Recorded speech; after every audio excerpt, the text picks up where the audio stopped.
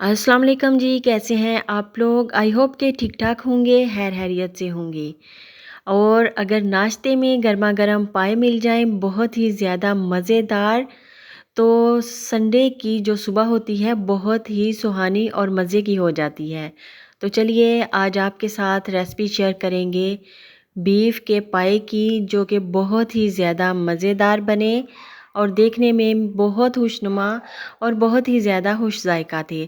सबसे पहले आधे पाए हमने ले लिए, यानी कि 2 पाए। इनको हमने कटवा लिया, अच्छी तरह से गर्म पानी से वॉश कर लिया। पाए ऐसे लग रहे हैं साफ़ सुथरे, जैसे इन्होंने फेयर एंड लवली क्रीम लगाई हो। बहुत ही साफ़ आप देख सकते हैं। इसी तरह से पाए आपने भी साफ़ करने हैं। अब जी इसके बीच में जो चीज़ें हम शामिल करेंगे वो आपके साथ शेयर करेंगे। बहुत ही ज़्यादा आसान रेसिपी है इसकी। 3 मीडियम साइज़ के प्याज मैंने काट के इसमें डाल दिए। बीफ के पाए हैं तो 2 पाए हमने लिए हैं।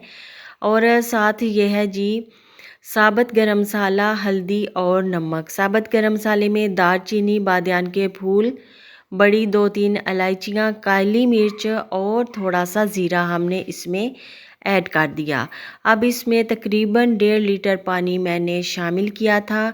फिर प्रेशर कुकर को कर दिया बंद। तो प्रेशर कुकर को हमने पूरा 1 घंटा लगवाना है, लेकिन आधे घंटे के बाद आपने लाजमी इसको बंद करके चेक कर लेना है कि पाए कितने गले हैं। और प्रेशर कुकर के अंदर पानी कम तो नहीं रह गया, ऐसा ना हो कि पाए नीचे से जल जाएं। इसलिए आधे घंटे के बाद चूल्हा बंद करके आपने फिर इसको चेक करना है, ज़रूरी है ये। और आधे घंटे में ये नहीं गलते, तकरीबन 1 घंटा बड़े पाए को लाजमी लगवाना पड़ता है।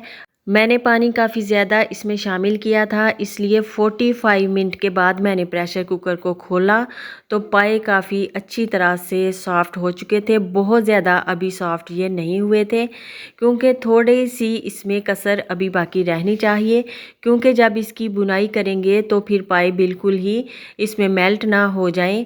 इसलिए थोड़े से जब ये जान में होंगे तब हमने प्रेशर कुकर को बंद कर देना है। अब जी इसका मसाला बनाएंगे एक दूसरे पतीले में। ये आप देख रहे हैं कि किस कदर सॉफ्ट है, इसको हड्डियों से बिल्कुल अलहदा नहीं होना चाहिए। 3 टमाटर और 4 से 5 हरी मिर्चें लेकर इसको ब्लेंडर जग में मैंने ब्लेंड कर लिया।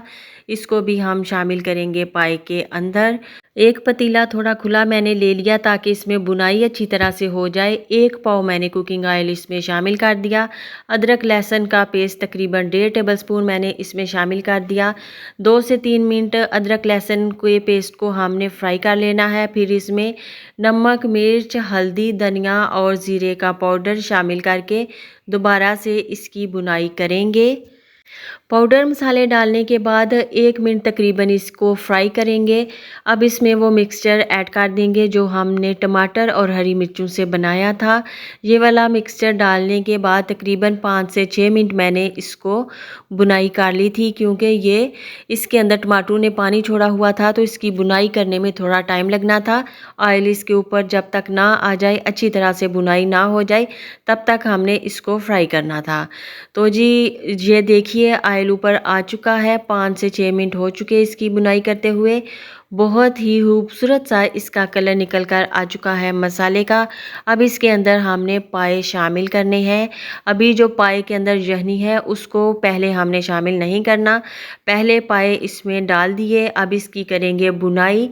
5 से 6 मिनट इसकी बुनाई करेंगे। फिर इसमें वो वाली यखनी भी हमने ऐड कर लेनी है जो कि बाकी बची हुई थी, उसको बिल्कुल भी ज़ाया नहीं करेंगे, क्योंकि ये जो पाए की यखनी होती है बहुत ही ज़्यादा इफ़ेक्टिव होती है। थोड़ा सा मैंने पाया मसाला मार्केट वाला इसमें शामिल कर लिया, क्योंकि पाया मसाला मौजूद नहीं था मेरे घर पे, तो इससे खुशबू जो होती है बहुत ही अच्छी होती है। आप चाहें तो घर पे भी तैयार कर सकते हैं, कोई इतना मसला नहीं है। तो आज मैंने मार्केट वाला पाया मसाला ही इसमें शामिल कर दिया।